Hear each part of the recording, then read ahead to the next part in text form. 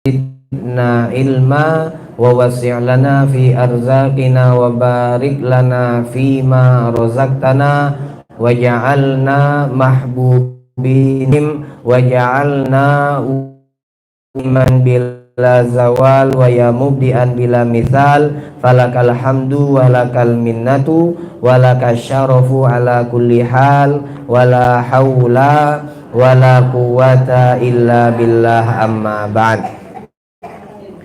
Hadirin hadirat mustami'in mustami'at rahimani wa rahimakumullah. Alhamdulillah, bersyukur kita kepada Allah Subhanahu wa ta'ala. Di hari ini, di hari Kamis, kita kembali dipertemukan oleh Allah, dikumpulkan di dalam tempat yang kita yakin tempat ini, di majelis ta'lim ini, seluruh daripada yang hadir insyaallah mendapatkan bagian daripada rahmat, bagian daripada kasih sayang Allah Subhanahu wa ta'ala. Amin amin ya rabbal alamin. Sebagai hamba Allah, siapapun kita, apapun status sosialnya, maka Allah Subhanahu wa ta'ala mengatakan antumul fuqara'u ilallah. Kita galo-galo hamba Allah sangat membutuhkan akan rahmat dan kasih sayang Allah Subhanahu wa ta'ala. Kemudian di dalam hadis Rasulullah menyampaikan bahwasanya pada setiap waktu yang kita lewati, maka Allah Subhanahu wa ta'ala mencurahkan daripada karunia rahmat dan kasih sayang. Maka kita diperintahkan oleh Nabi Muhammad untuk mencari daripada rahmat dan kasih sayang tersebut. Salah satu daripada usaha kita untuk mendapatkan rahmat, mendapatkan kasih sayang Allah, yang mana jikalau kita mendapatkan rahmat dan kasih sayang, maka seluruh daripada kita akan terus mendapatkan derajat yang tinggi, kemudian dihapuskan dosa dan kesalahan kita oleh Allah Subhanahu wa ta'ala. Salah satu upayanya adalah seperti apa yang kita gawikan pada saat ini, yaitu kita duduk, kita mendengarkan daripada apa yang disampaikan dulu oleh Rasulullah SAW. Kemudian di sini kita juga bersolawat kepada Nabi Muhammad SAW, yang mana kita awali majelis ini dengan kita membaca daripada surat Yasin, yang mana seluruh daripada amaliyah pekerjaan amalan yang kita lakukan pada saat ini tidak lain dan tidak bukan, yang kita niati hanyalah kita berharap kita mendapatkan rahmat, mendapatkan kasih sayang Allah Subhanahu wa ta'ala. Amin ya rabbal alamin. Hadirin hadirat, termasuk daripada cara Allah untuk memberikan rahmat dan kasih sayangnya adalah hamba tersebut diberikan daripada cobaan, hamba tersebut diberikan daripada musibah. Nabi Muhammad menyebutkan, "Iza aradallahu bi 'abdin khairan yusab minhu." Kata Nabi Muhammad, jikalau Allah berkehendak untuk memberikan kebaikan kepada seorang hamba, maka hamba tersebut akan diberikan musibah. Jadi memang musibah itu lahirnya sesuatu yang menyusahkan kita, akan tetapi jikalau musibah tersebut dihadapi dengan penuh kesabaran, maka di dalam musibah itu akan berubah menjadi rahmat dan bentuk daripada kasih sayang Allah Subhanahu wa ta'ala. Maka seperti yang dialami oleh Ustadz kita Kiai Haji Ahmad Taufik Hasnuri, beliau sekarang kembali diopname. Tadi ana dapat kabar dari Habib Mahdi bahwasanya beliau akan segera ditransplantasi atau dicangkok ginjal beliau. Akan tetapi sebelum proses operasi tersebut membutuhkan proses tahapan-tahapan yang cukup panjang, diperiksa organ tubuh beliau yang lain, kemudian sampai psikologis atau mental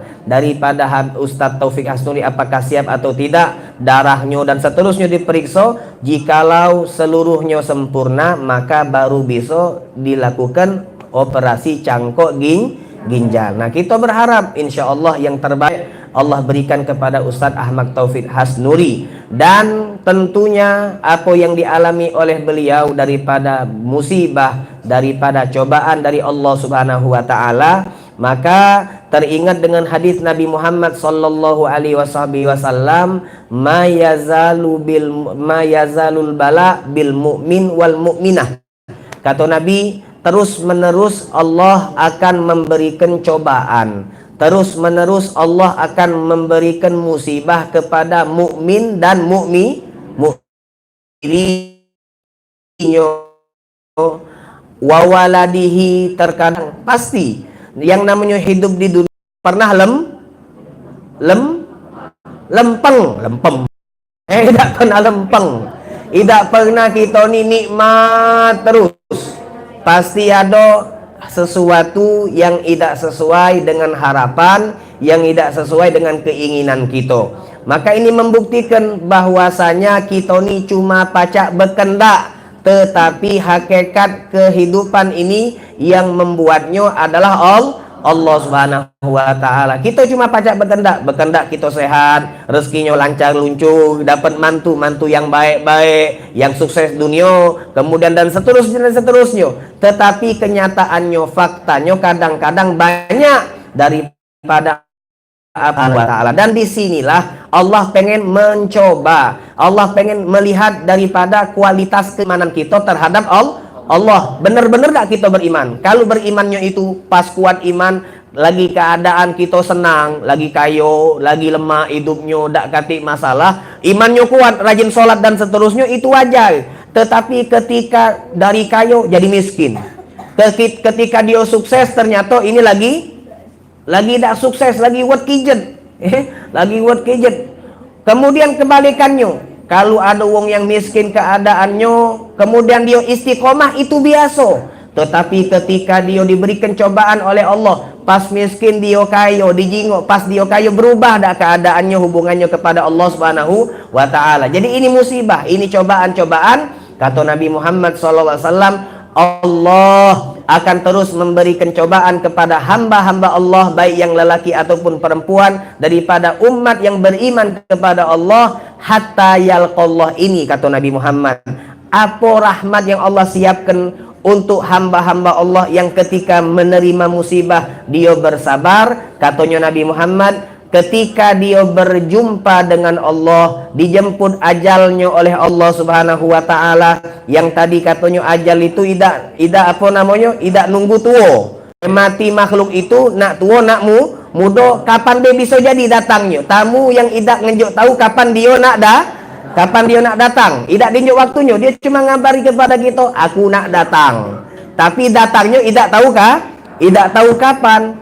Maka kata Nabi Muhammad, ketika dia bersabar menghadapi daripada musibah, ketika dia dijemput ajal oleh Allah Subhanahu wa taala, maka seluruh dosanya telah diampuni, telah dihapuskan oleh Allah Subhanahu wa taala. Maka kita berharap insyaallah Ustadz Taufik terus diberikan kesabaran, terus diberikan ketabahan, dan seluruh penyakitnya insyaallah diangkat dan disembuhkan oleh Allah Subhanahu wa taala. Amin. Amin ya rabbal alamin. Hadirin hadirat, mustami'in mustami'at rahimani wa rahimakumullah.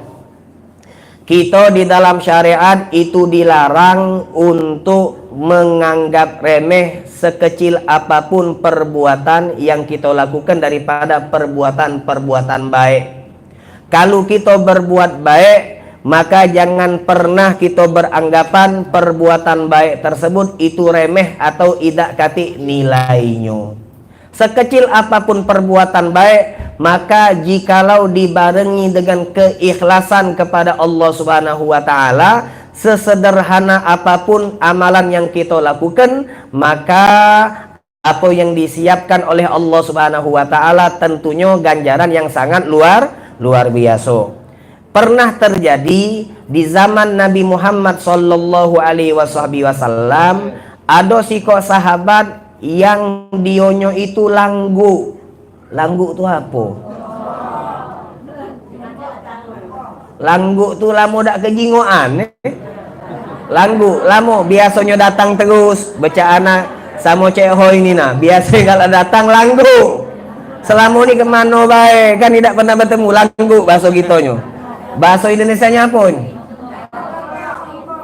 Itulah intinya tu kan, langgu. Maka sahabat ini biasa duduk di majelis Nabi, biasa sholat di masjidnya Nabi. Tiba-tiba sahabat ini langgu, tidak kejingoan. Nah, sifatnya Nabi Muhammad sallallahu alaihi wasallam, beliau ni kalau ada sahabat yang lama tidak kejingoan dicari.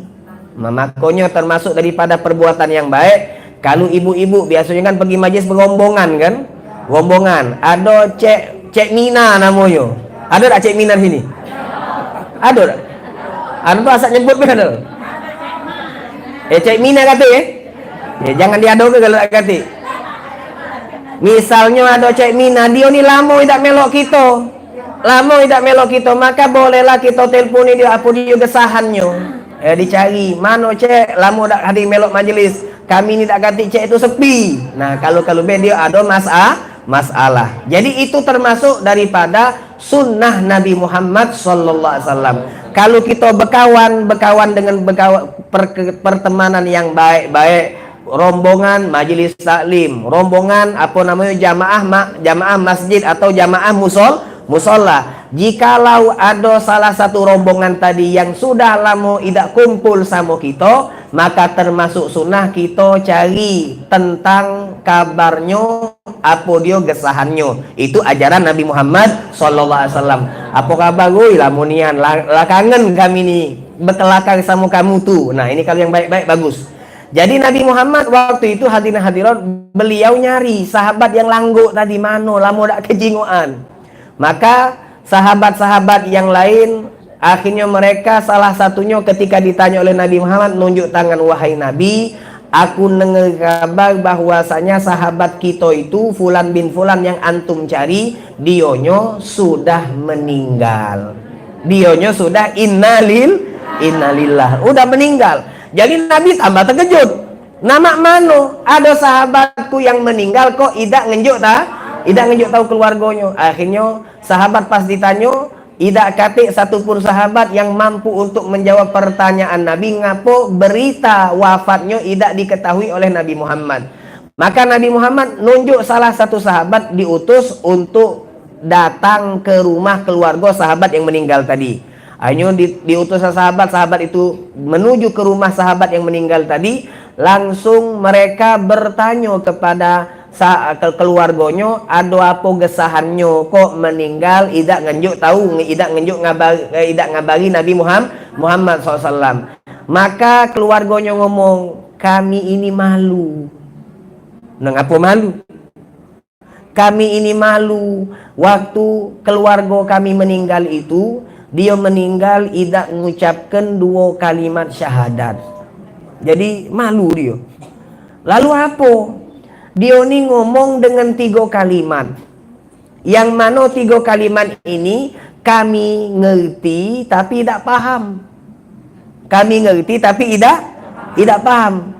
Kadang-kadang kan kita ni ngerti tapi tidak paham. Ada wong yang ngerti kalau baca kita sekarang ini lagi denger. Pas ngerti apa yang dia omongin Ustaz, tapi kalau pahami belum tentu, ya kan? Beda kualitas, masing-masing punya kualitas kan? Tidak pacak dipaksakan, harus paham, mana pacak dipaksakan. Kami ni ngerti, cuma tidak paham apa yang disebut kenyo kalimat-kalimat tadi. Maka sahabat ini bertanya, emang dia tuh ngomong apa? 3 kalimat. Kalimat pertama dia ngomong, ya laitaha kanat katsira. Ini yang pertama, ya laitaha kanat katsira. Ibu-ibu paham tak? Mak mana nak paham, ngerti lagi belum? Nah kan, paham itu harus ngerti dulu. Kita tak ngerti bahasa Arab, mak mana nak paham? Ini yang pertama, ya laitaha kanat katsira. Kemudian yang kedua, ya laitaha kanat jadidah. Kemudian yang ketiga, ya laitaha kanat kamilah. 3 kalimat. Pertama kalimatnya, oh coba kemarin tu banyak. Ya laitaha kanat katsirah, oh coba kemarin tu banyak. Yang kedua, oh coba kemarin tu yang baru. Yang ketiga, oh coba kemarin tu galo-galonyo. Sempurna tu galo-galonyo. Akhirnya sahabat pas diceritakan oleh keluarganya lah bingung pula. Nah, apa dia maksudnya? Mereka ngerti tapi tidak paham apa dia maksudnya. Maka mereka pun mengadukan hal ini kepada Nabi Muhammad sallallahu alaihi wasallam. Maka Nabi Muhammad ketika diunjuk tahu oleh sahabat tentang keadaan sahabat yang meninggal tadi, maka Nabi Muhammad langsung mendapatkan kabar daripada malaikat Jibril, langsung tahu, oh kalimat yang pertama yang dia ngomong ya laitaha kanat katsira. Oh coba kemarin tu banyak tu apa dia artinya? Banyak tu tidak dikit maksudnya. Banyak tu tidak dikit. Kalau dikit tidak banyak. Karena itu baik. Apa pempek tu apa dia? Pempek tu apa dia? Pempek tu bukan godo-godo. Godo-godo bukan pempek. Alhasil, jadi Nabi nunjuk tahu, oh itu maksud sahabat tadi ngucap ketika dia meninggal sakaratul maut, dia bukan mengucapkan kalimat la ilaha illallah, kamu jangan takut. Dia wafatnya dalam keadaan husnul, bukan su'ul khotimah, husnul khotimah. Lalu keluarganya bertanya, ngapo ngomong model mak itu? Ini ceritanya mak ini. Biar kita paham, maka harus tahu ceritanya cak ini. Dia ngomong itu coba kemarin tuh banyak karena suatu hari dia pernah nak berjalan menuju ke masjid. Dari rumahnya berjalan menuju ke masjid, pas di pertengahan jalan, dikit lagi nyampe ke pintu masjid, dia bertemu sama seorang sahabat yang dak pacak nyingok. Dak pacak nyingok tuh buto. Ya kan, tak baca nyingok. Maka sahabat tadi langsung ngenggem tangan yang buta tadi. Digenggemnya, ditontonnya masuk sampai ke pintu masjid.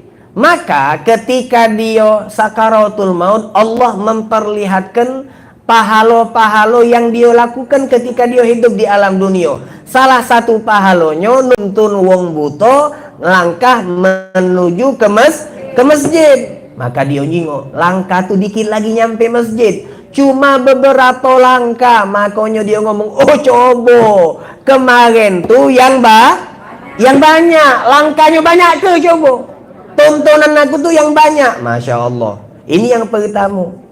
Yang kedua, ya laitaha kanat jadi dak. Coba kemarin tu yang baru. Kemarin tu yang baru. Yang baru tu berarti bukan yang lama. Nah, jangan tersinggung. Baru lama ni mudah tersinggung.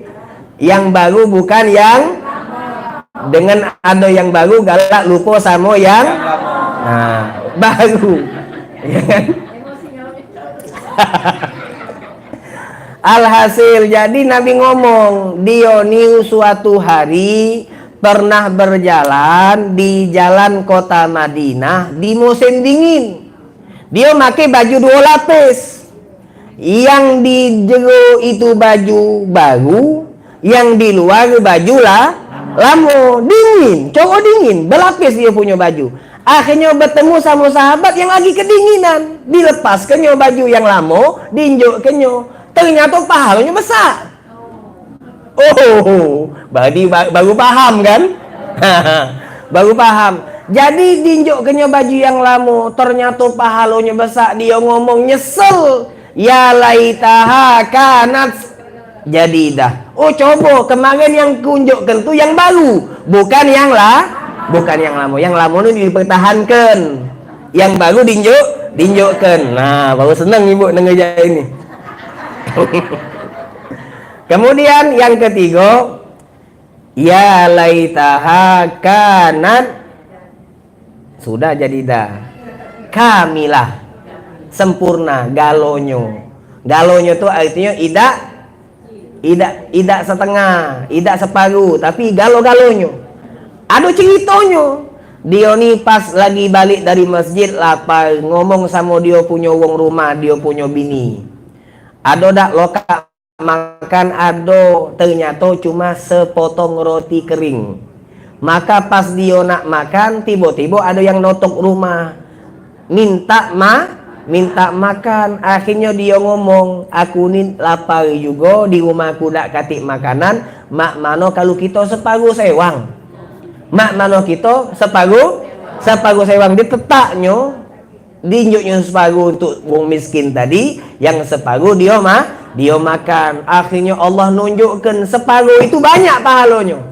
Lalu dia ngomong, ya laitaha kanat kamilau, coba kemarin tu unjuklah galo, biar pahalanya tambah banyak. Jadi hadirin hadirat, dari cerita yang simple, yang sederhana, kita bisa nyinguk mak mano cara Allah Subhanahu wa taala bermuamalah, berniaga dengan kita. Amalan yang kita gawikan itu terkadang kita anggap bukan seperti amalan yang luar biasa, tetapi ternyata ganjaran pahalanya sangat-sangatlah luar biasa. Maka inilah dikatakan oleh ulama, di dalam syariat kita dilarang untuk meremehkan perbuatan baik, meskipun perbuatan baik itu sangat kecil, sangat sedikit, sangat sederhana. Makanya ibu-ibu jangan pelit-pelit yang namanya kalau kita lagi duduk di majelis taklim, misalnya ada karpet di sini kan, maka tijingo ada debu, ada lidi, ada apa, jangan kita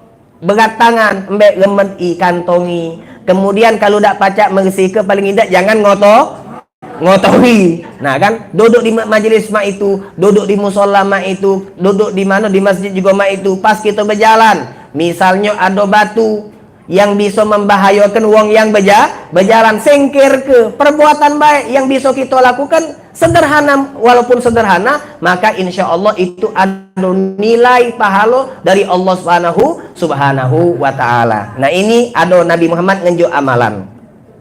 Kata Nabi Muhammad sallallahu alaihi wasallam, ada dua lah mudah, yang mana kalau diamal ke, maka wong yang mengamalkan secara istiqomah dakhalal jannah, masuk surga. Amalannya ini mudah kata Nabi, tetapi sayang banyak wong yang ninggal kenyo. Amalannya mudah tapi banyak yang ninggal ke. Padahal kalau dia istiqomah, maka dia pasti masuk surga. Kalau amalan itu susah, banyak yang ninggal ke, wajar. Tapi ini amalannya mudah, yang anehnya mudah, banyak yang ninggal ke. Kenapa? Kalau yang susah banyak yang ninggal ke, wajar, karena tidak galo-galonya pacak. Seperti misalnya pergi haji, pergi umroh, tidak galo-galonya pacak. Ada misalnya sholat tahajud, bangun malam, susah itu. Apalagi kalau udah namanya tidur di kamar itu ada AC, kemudian spring bed, kemudian ada bed cover, cocok itu nih, cocok berkemul, tambah lemak tidur. Apalagi kalau baru-baru galo, kan, baru-baru galo, AC baru, ranjang baru, bed cover baru. Yang baru-baru nih tambah lemak tidur. Nah ini jadi cobaan. Kalau yang pernah tidak pernah berbohong, Nabi mudah, berarti memang mudah. Tapi sayang, karena saking mudahnya banyak wong yang nganggep remeh sehingga ditinggalkan. Padahal kalau dia istiqomah, dakhalal jannah, masuk surga. Nah, kira-kira apa amalan tersebut? Nabi ngomong amalan tersebut yang pertama, amalan yang mudah tetapi banyak yang ninggal kenyo. Padahal kalau dia ngawi ke, dia masuk surga. Yang pertama kata Nabi, setiap habis sholat 5 waktu. Setiap habis sholat Artinya ini sholat dulu. Kalau tidak sholat kanyut, berarti tambah kanyut. Sholat dulu. Setiap habis sholat 5 waktu, yusabbihullaha asyra wa yahmaduhu asyra wa yukabbiruhu asyra. Apa dia artinya? Habis sholat 5 waktu, dia membaca subhanallah 10 kali, alhamdulillah 10 kali, Allahu Akbar 10. Mudah tak? Kan mudah. Mudah nian. Mudah kan? Ustaz, perasaan aku subhanallah, alhamdulillah, Allahu Akbar habis sholat tu 33 kali. Iya kan? Iya, tapi Nabi ngomong itu di riwayat lain. Oh, ya kan? Itu riwayat lain. Memang ada hadisnya. 33 subhanallah, 33 alhamdulillah, 33 Allahu Akbar. Itu yang paling sempurna. Tapi paling tidak, kalau tak pacak 33, 10 ni nak pegang. 10 subhanallah, 10 alhamdulillah, 10 Allahu Akbar. Kata Nabi Muhammad, nah Nabi nak ngajak kita hitung-hitungan. Karena kita ni yang namanya kita umat Nabi, keimanannya masih lemah. Kita ini sangat terpaku dengan apa yang disiapkan oleh Allah. Kalau yang disiapkan itu besar, maka motivasi kita lebih. Kita lebih semangat untuk mengamalkan. Maka Nabi Muhammad meloi pola pikir kita supaya kita ngamal ke ini. Padahal yang sering kita dengar, surga itu bukan gara-gara kita banyak amal, bukan. Tetapi kita masuk surga karena rahmat, karena ridho Allah Subhanahu wa taala. Amal kita itu cuma syarat baik. Penentu kita surga atau tidak adalah kasih sayang Allah Subhanahu wa taala. Makanya kita dilarang. Kita dilarang, tidak boleh. Habis sholat misalnya Allahu Akbar, selesai salam, Assalamualaikum. Tidak boleh ujub. Ujub tu apa dia? Bukan kita nyombongkan ibadah kepada wong lain. Aku lebih banyak solatnya daripada kau. Itu lain hal. Namanya riak itu. Tapi kalau ujub ini lebih dari itu. Sombong kepada Allah dan dengan amalan kita dewek. Apa dia maknanya cak ini? Dalam hati kita ada pikiran, akulah sudah solat, cengki aku masuk surga. Nah ini. Perasaan ini namanya ujub. Ibu-ibu pergi majelis taklim, kita yang hadir di sini pergi majelis taklim.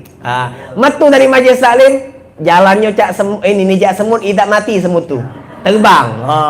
Perasaannya kemana-mana, sudah cengki masuk surga. Belum, ini ujub namanya, tidak boleh. Kita tidak boleh membanggakan amal. Justru sebaliknya, ketika kita sudah diberikan kemudahan oleh Allah untuk melakukan amal perbuatan baik, maka hadirkan perasaan di dalam hati bahwasanya amal-amal kita ini masih banyak kekurangannya. Sholat kita tuh malu kita nak banggakan di hadapan Allah. Khusyuknya kemana? Hadir hatinya juga kemana? Pikiran kita kemana-mana. Nah sholatnya kita yang kita anggap ayakulah sudah pasti cengki masuk surga. Sholat kau tuh hebat nih apa? Nah ini, jadi ini yang diajarkan oleh ulama. Sebelum kita beribadah, bolehlah kita ingat, oh kalau kita ngawikan sholat, kalau kita hadir majelis taklim, kalau kita banyak-banyak sedekah, maka akan masuk surga. Boleh kita ingat itu untuk motivasi. Tetapi setelah kita melakukan amal, maka yang itu kita lewatkan. Buang jauh-jauh, aku pasti masuk surga, buang jauh-jauh. Tetapi kita ingat banyak kekurangannya. Maka insya Allah dengan perasaan seperti ini, insya Allah amal tersebut akan membuat kita mendapatkan rahmat Allah sehingga kita masuk surga. Jadi itu Nabi Muhammad ngomong, siapa yang dionyo setiap sholat 5 waktu selesai, dia maca subhanallah, alhamdulillah, Allahu Akbar masing-masing 10 kali. Jadi 30 dikali 5 berapa? 150. Satu hari satu malam, Nabi yang hitung ini, bukan Nana yang hitungnya, tapi Nabi, hitungannya dari Nabi. 150 zikir. Yang di situ ada subhanallah, ada alhamdulillah, ada Allahu akbar. Satu hari satu malam, 150 itu banyak apa tidak? Dikit. Dikit 150. Dibandingkan ocehan kita. Dibandingkan celotehan kita. Kelakarnya kita lebih banyak. Kalau dihitung itu 150 jadi apa, paling 15 menit habis itu. Subhanallah, alhamdulillah. 150 bagi 50. 15 menit tidak habis. Nah ini dikit dibandingkan omongan-omongan kita yang tidak bermanfaat. Tetapi cak mano kata Nabi Muhammad, luar biasanya rahmat Allah Subhanahu wa taala. 150 kullu hasanatin bi asyri amsalihha, katanya Allah, katanya Nabi Muhammad, satu kebaikan itu dikali 10. Artinya sekali kita ngomong subhanallah sama seperti seakan 10 kali. Maka 100 dikali 10 sama dengan 1500 kebaikan. 1500 kebaikan. Kalau kita cuma ngamal ke ini baik, habis sholat subhanallah 10, alhamdulillah 10, Allah Akbar 10. Satu hari satu malam kita sudah mengamalkan 1500 kebaikan. Ini kata Nabi Muhammad sallallahu alaihi wasallam. Ustaz kalau 33 mana? Tambah banyak. Tambah banyak. Yang penting istiqomah. Nah, kemudian yang kedua, amalan yang tua, yang kata Nabi muda tapi banyak yang ninggal ke. Yang pertama tadi sholat kan. Yang kedua, sebelum tidur kata Nabi, yusabbihullah salasan wa salasin. Dia mengucapkan subhanallah 33 kali. Mengucapkan wa yahmaduhu salasan wa salasin. Alhamdulillah 33. Kemudian mengucapkan takbir Allahu Akbar 34 kali. Kita datang dari Medan ini, ya kan? Jadi takbirnya Allahu Akbarnya 34. Ini pas nak tidur. Subhanallah 33, alhamdulillah 33, Allahu Akbar 34, jadi 100. Jadi memang anak tidur tuh panjang ibu-ibu, bukan hanya bismillah, apa namanya? Bismikallahumma lagi. Bismika rabbi wada'tu jambi wa bismika arfa'uhu faghfirli Allahumma in amsakta nafsi farhamha. Banyak panjang doa Nabi. Termasuk doa zikir pas sebelum kita tidur tadi. Subhanallah 33, alhamdulillah 33, Allah Akbar 34. Nah, itu 100. 100 kata Nabi. 100 dikali 10 1000. 100 dikali 10 1000. Kalau ada makan pempek gego 100 zaman dulu nian itu tuh. Zaman dulu nian pempek gego 100, kalau makan 10 ekor nayangnya 1000. 1000 kebaikan. Maka di total satu hari satu malam 1500 ditambah 1000, 2500 kebaikan. Nabi nanyo sama sahabat, ada dak dari kamu yang mengerjakan maksiat keburukan sehari satu malam sebanyak 2500 maksiat? Ada tak? Kalau ada gilo itu. Kalau ada gilo yang dikerjakan kesalahan keburukannya sehari semalam 2500 keburukan. Ada tak? Oh, dak kati kata sahabat. Tidak kati. Nabi kok ngomongin keburukan, Pak, yang digalikan kebaikan. Yang namanya kebaikan itu fungsinya untuk menghapuskan keburukan. Kalau kita ngawikan sehari semalam 2500 kebaikan, sedangkan dosa kita misalnya 1000 kita taruh, atau 1500, masih ada sisa 1000. Kalau nak hitung-hitungan ini kata Nabi, maka kalau setiap hari kita model mak itu dakhalal masuk surga. Kenapa? Setiap hari lebih banyak kebaikan daripada keburukan. Tetapi itulah, ini nih amalan mudah, akan tetapi sayang kata Nabi banyak yang ninggalkan. Sahabat bertanya, tidak Nabi, tidak gampang itu ngawikinya, pasti kami istiqomah. Oh tidak, kata Rasulullah, ketika salah satu dari kalian melakukan sholat, pas dia sholat ja'ahu syaiton, maka datang setan. Kemudian setan tadi pas kita sholat diinget kenyo segala gawe. Habis ini nak nelpon ibu itu, habis ini nak ini, nak itu, diingatkan segala gawe.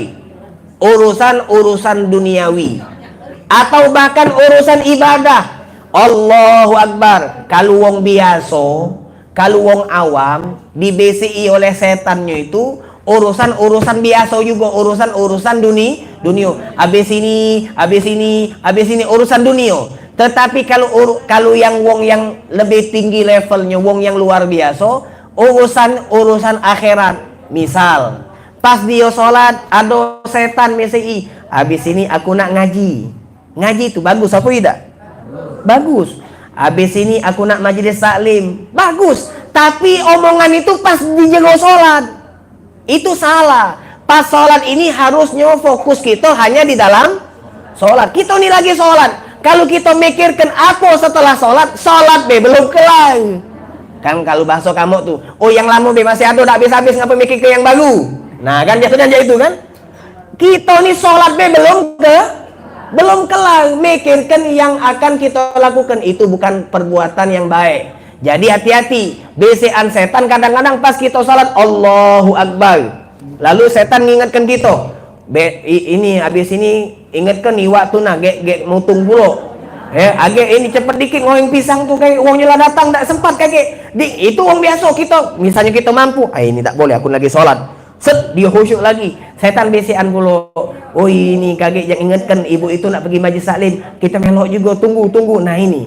Jadi bisikan seperti ini dari setan. Jadi kata Nabi, ketika dia sholat, setan pun datang, kemudian bisikkan, diingatkan dengan segala gawe, sehingga pas dia selesai sholat, salam assalamualaikum warahmatullah, assalamualaikum warahmatullah. Nak zikir 33 kali, kelamuan 10, kebanyakan lewat galo. Banyak kita cari itu jojo. Yang berani dia ngomong istiqomah 5 waktu, dia duduk subhanallah, tidak galo-galonya. Mungkin ada, tapi tidak galo-galo dari kita yang hadir. Coba tunjuk tangan. Siapa yang dionyo 5 waktu itu maco subhanallah minimal 10 kali, alhamdulillah 10, Allah Akbar 10, ada tak? Pasti ada gawinyo. Pasti ada gak? Ada gawe. Karena kita tinggal di Palembang yang pelatnya BG banyak gawe. Nah ini. Jadi wajar kata Nabi, amalan ini sebenarnya mudah amalan itu. Mudah 10 kali, cuma setan ini nyadi kegawe. Nyadi kegawe. Nah ini pertama. Kemudian yang kedua kata Nabi Muhammad, pas dia nak tidur, ja'ahu syaiton, maka setan pun datang. Fala yazalu yunawwimuhu, maka setan ini terus menerus membuat dia ini ngantuk, dinina bobokkan oleh setan, tidurlah. Jadi kadang-kadang kanyut. Pas kita lagi ngoling nak maca subhanallah, lupa. Tapi giliran nyingok ini, kan? Degas matoni apa namanya? Wattnya penuh. Tapi giliran wattnya 5 watt. Nah ini kata Nabi Muhammad sallallahu alaihi wasallam. Maka ayo kita jangan sampai seperti itu, seperti orang-orang yang meremehkan amal-amal perbuatan baik. Apapun yang diberikan oleh Allah daripada kesempatan waktu, kesempatan umur, kesempatan sehat, mumpung ini masih ada di dalam diri kita, manfaatkanlah dengan sebaik-baiknya, semaksimal mungkin untuk kita menjadi orang yang berbuat baik. Mampunya kita demikian, jadilah. Jangan maksakan nak nunggu, nak ngenjuk besar, ternyata yang kecil tidak tegawi. Aku ni nanda ustaz kalau ngaji tu cuma sehalaman, pengennya itu sehari itu sejus. Nunggu sejus tidak tegawi-gawi, sehalaman jadi lewat. Dikit-dikit. amalan tuh dikit-dikit, karena dikit besar banyaknya amal itu sama di sisi Allah. Yang penting keikhlasan kita di hadapan Allah subhanahu wa ta'ala. Nah, ini hadirin hadirat beberapa hal yang perlu kita tanamkan di dalam hati. Insya Allah seluruh daripada kita mendapatkan rahmat Allah subhanahu wa ta'ala, mendapatkan maghfirah pengampunan Allah subhanahu wa ta'ala, dan kita berharap kita dikumpulkan di dalam surga Allah subhanahu wa ta'ala. Amin, amin ya rabbal alamin. Sekarang ini bulan Safar. Bulan Safar ini adalah bulan yang dikenal dengan bulan sial. Jangan-jangan percaya dengan hal tersebut. Memang ada hadisnya yang menyebutkan dalam 1 tahun Allah menurunkan bala, yang mana bala itu Allah turunkan catatan takdir tentang bala itu di bulan Safar, tepatnya di hari Rabu terakhir dari bulan Safar. Akan tetapi kita dilarang untuk menjadi hamba Allah yang pesimis.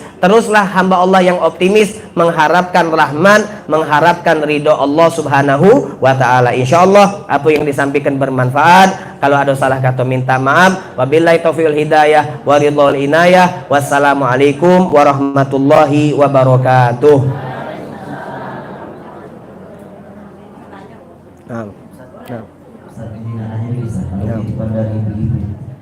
Mungkin dia ada datang atau mana jadi bertanya. Assalamualaikum warahmatullahi wabarakatuh. Waalaikumsalam. Apakah membaca Yasin tiap malam Jumat di masjid itu bid'ah? Yang kedua, apakah bid'ah yang tidak ada tuntunan dari Al-Quran dan hadis itu dilarang walaupun bermanfaat? Seperti contoh di atas.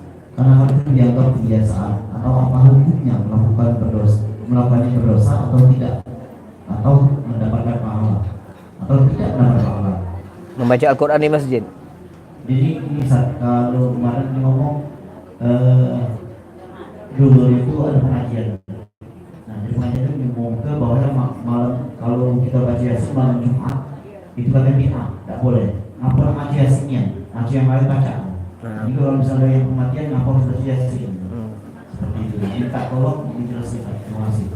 Jadi pertanyaannya ini, kalau kita lebih umumkan, ini kan khusus Yasin kan, khusus Yasin. Kalau kita lebih umumkan, boleh tak kita mengkhususkan satu amalan?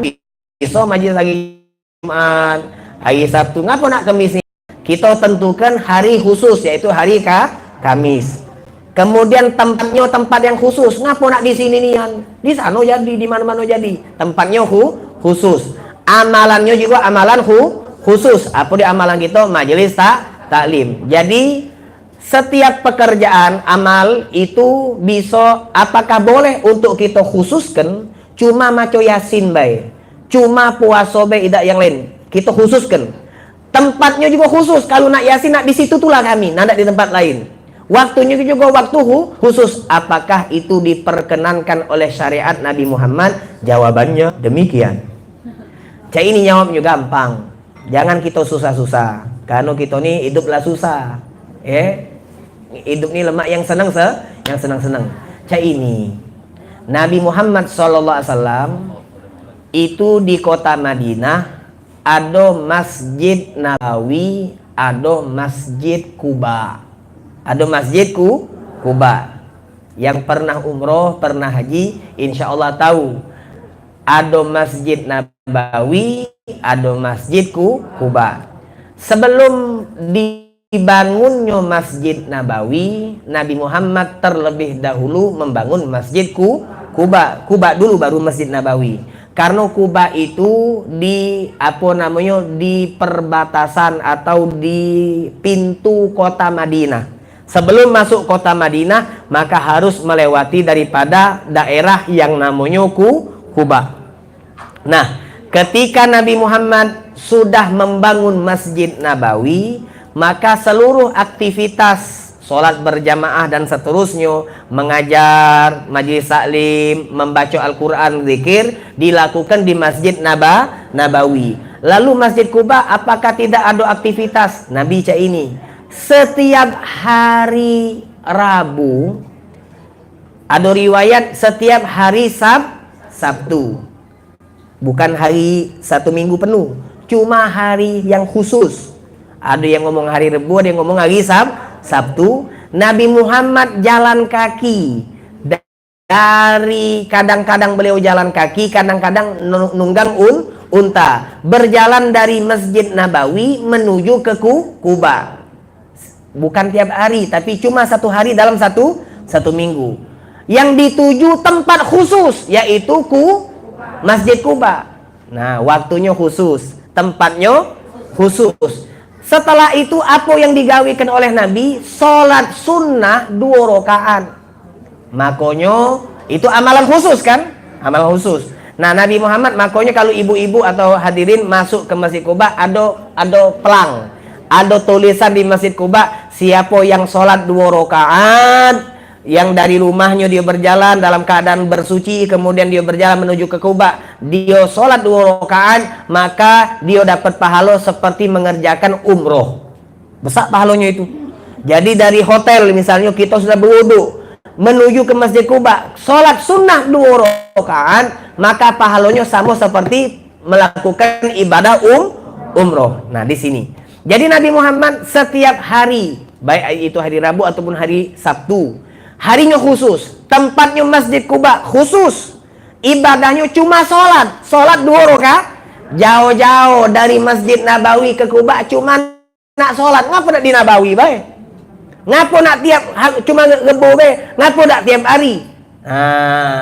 Ngapa nak di Kuba? Ngapa nak di Nabawi? Itu kan tempat khusus, waktu khusus dan amalan khusus. Ini contoh. Artinya katanya ulama, dari apa yang dikerjakan oleh Nabi bisa kita tarik kesimpulan bahwasanya umat Nabi Muhammad untuk memilih ibadah khusus yang dia bisa kerjakan sebagai amalan khusus yang dia lakukan kepada Allah Subhanahu wa taala. Jadi tidak katik masalah. Kalau ada yang ngomongkan bid'ah biasa ngomongkan bid'ah, tetapi akhirnya banyak amalan yang ditinggalkan. Seperti wong sekarang ngomong, habis sholat itu tidak katik zikir dan doa berjamaah. Zikirnya ada, doanya boleh, tapi tidak boleh berjamaah. Memang kalau kita buka kitab, kita harus jujur. Memang kalau buka kitab, memang ada ucapan seperti itu di dalam kitab. Zikir doa itu wakwe itu dewek itu tidak sama. Emang cak itu di kitabnya. Cuma kalau di Palembang, Assalamualaikum warahmatullah. Imamnya beluk sedieman misal. Maka banyak yang tegak. Kenapa? Karena wong Palembang ini tidak galo-galonya belajar. Tidak galo-galonya belajar. Kalau dia tidak belajar, maka tidak galo-galonya tahu. Kalau dia tidak tahu, tidak galo-galonya ngamal.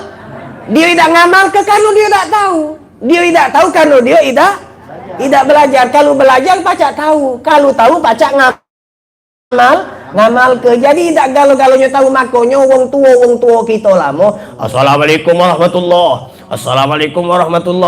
Astagfirullah. Biar bareng-bareng, biar ngamal ke, langsung diamal ke, biar melok galau. Nah, gara-gara di bid'ah ke, bid'ah tak boleh, tak kati ajarannya.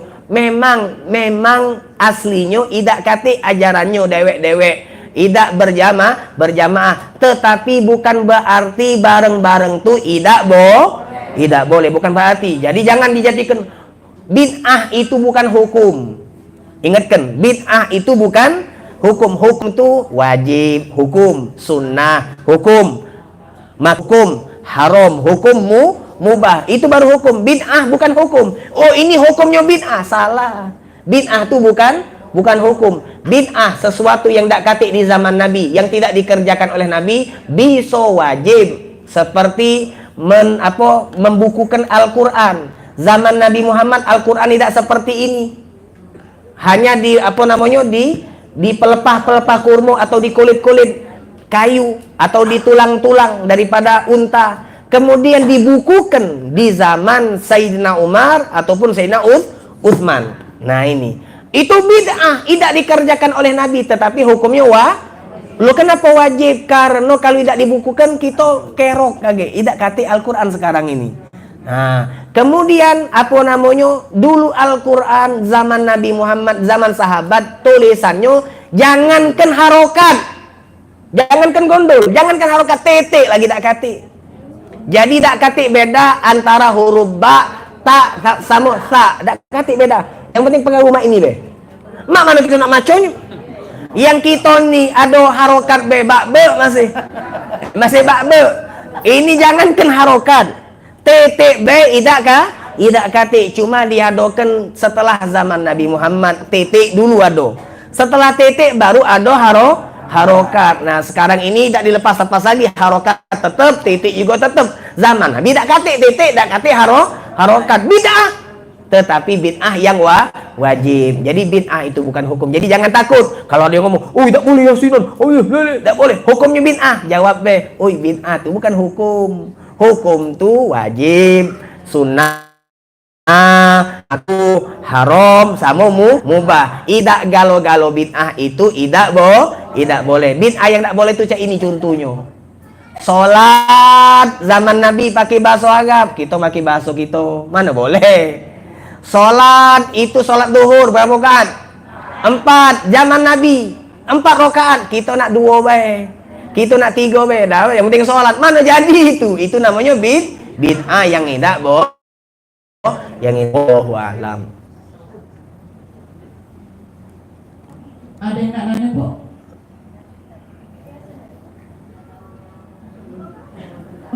Kalau galus.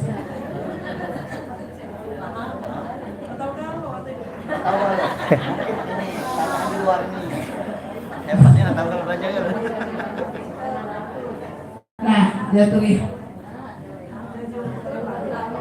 Assalamualaikum warahmatullahi wabarakatuh. Pak Ustaz, saya mau bertanya, doa kepada orang tua yang sudah meninggal itu katanya tidak harus kita di sesudah sholat, tapi boleh kita lakukan di mana-mana dengan ucapan lagi duduk begini, boleh katanya berdoa untuk orang tua. Apakah harus di sesudah sholat atau dimanapun berada? Terima kasih. Wassalamualaikum warahmatullahi wabarakatuh. Waalaikumsalam.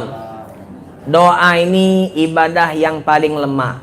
Doa itu sama seperti zikir. Dimanapun, kapanpun, di kondisi cak manapun, kita bisa berdoa, kita bisa berzikir. Jadi seperti yang tadi dikatakan, apakah kita boleh mendoakan wong tua kita pas misalnya lagi berjalan atau lagi kondisi seperti ini? Tidak, dalam keadaan selesai sholat boleh be, tidak bermasalah. Cuma ada waktu-waktu tertentu yang mana jika kita berzikir dan berdoa maka lebih mustajab.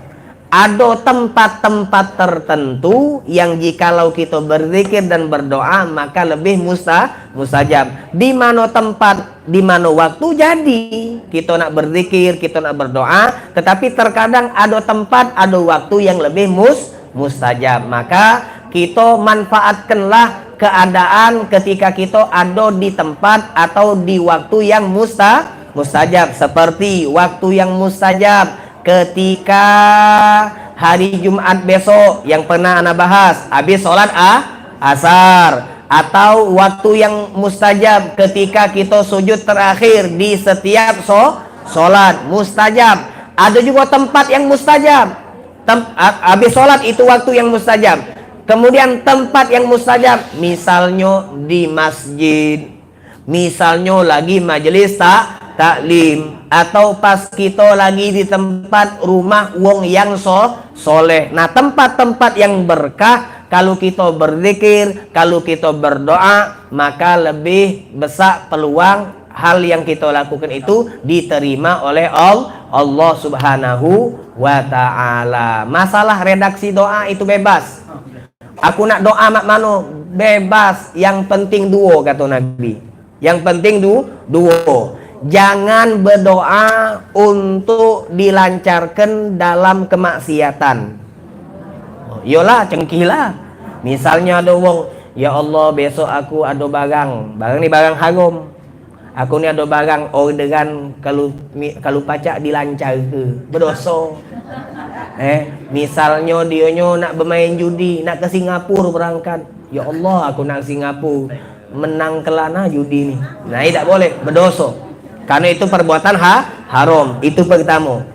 Yang kedua, jangan jangan ada termasuk daripada dosa kita melaknat. Ya Allah tolong. Ya Allah tolong ya. Aku merasa terzalimi ya Allah. Aku tak kata salah sama sekali ya Allah. Nangis dia. Dia tuh ngatai aku terus. Laknat untuk dia ya Allah. Tak boleh. Tak boleh melaknat. Sejahat apapun wong sama kita, biarlah urusan dia sama Allah Subhanahu wa taala. Allah yang lebih tahu tentang keadaan kita dibandingkan kita dewek. Kemudian yang kedua kata Nabi, doa itu bebas. Yang penting jangan ada unsur memutuskan tali silaturahmi. Ya Allah, dulu aku ini kurang ajar, jauhkanlah dia dari aku. Tak boleh. Tak boleh. Berdoa tak boleh. Jadi doa itu bebas. Yang penting jangan minta dua. Minta untuk dilancarkan maksiat, minta untuk diputuskan tali silaturahmi. Na'udzubillah min dzalik. Ustaz nanya tuh. Yo. Ya, ini ada kawan tuh wong tuanya meninggal Kak.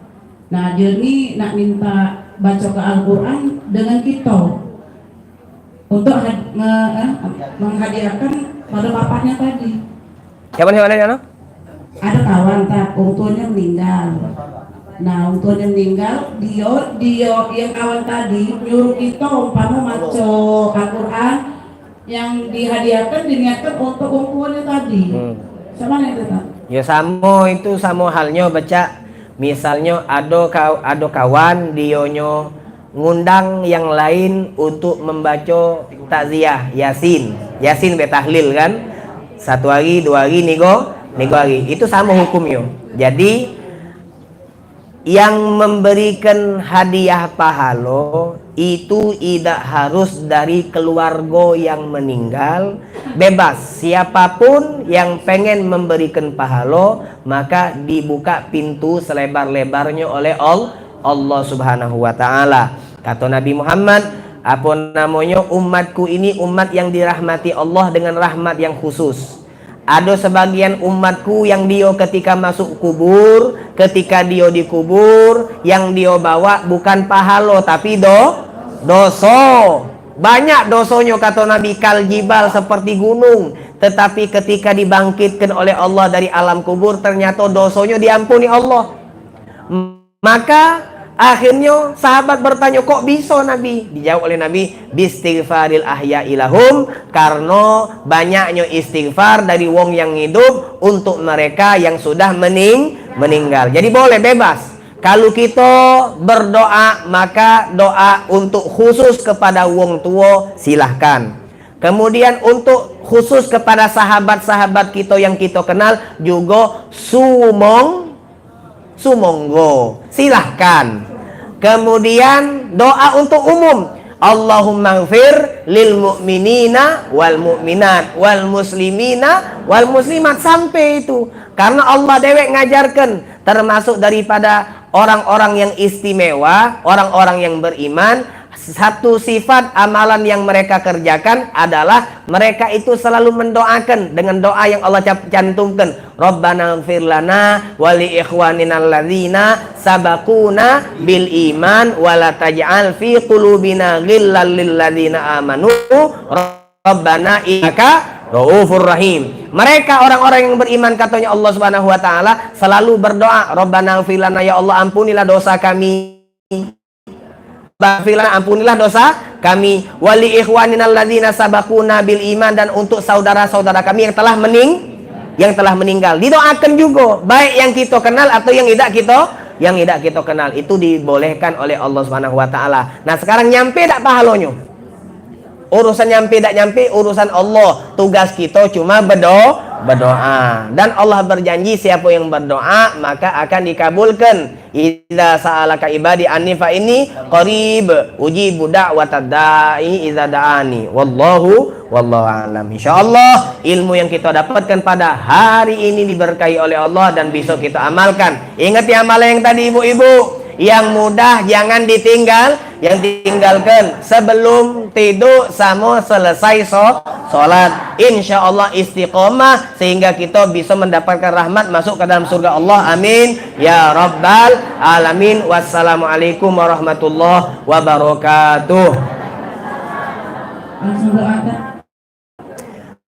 Bismillahirrahmanirrahim. Alhamdulillahirabbil alamin. Allahumma shalli wa sallim ala sayyidina Muhammadin wa ala ali sayyidina Muhammad. Allahumma hdina bihudak waj'alna mimman yusari'u fi ridhak wa la tuwallina waliyan siwak wa la taj'alna mimman khalafa amraka wa asab. Wa hasbunallahu wa ni'mal wakil wa la haula wa la quwwata illa billahil aliyyil azim. Allahumma ishfi ala akhina Lusar Ahmad Taufik Hasnuri syifaan ajilan syifaan la yughadiru sagaman wa la alama bihaqqi Rabbana taqabbal minna innaka antas samiul alim wa tub alaina innaka antat tawwabur rahim wa bihaqqi fa idza wa idza maritu fa huwa yashfin wa bihaqqi Rabbana ighfir lana wa li ikhwanina alladhina sabaquna bil iman wa la taj'al fi qulubina ghillan lil ladzina amanu Rabbana innaka raufur rahim. Wa sallallahu ala sayyidina Muhammadin wa alihi wa sahbihi wa sallama walhamdulillahi rabbil alamin. Taqabbalallahu minkum minna wa minkum taqabbal ya karim. Ibu-ibu majelis taklim selanjutnya tanggal 17 Oktober